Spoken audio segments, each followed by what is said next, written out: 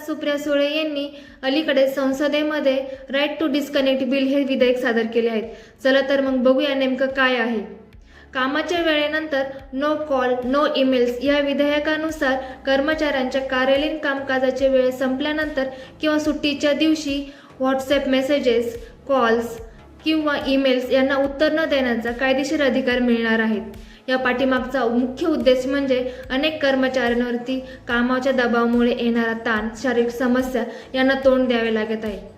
त्यामुळे कर्मचाऱ्यांवरील दबाव कमी करण्यासाठी हे विधेयक सादर केलेले आहे।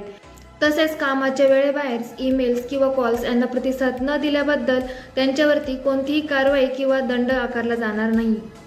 आणि या विधेयकामध्ये एम्प्लॉय वेलफेअर अथॉरिटी ही संस्था स्थापन करण्याची तरतूद आहे, जी की कर्मचाऱ्यांच्या तणावापासून संरक्षण कमी करेल आणि वर्क लाईफ बॅलन्स राखण्यात मदत करेल।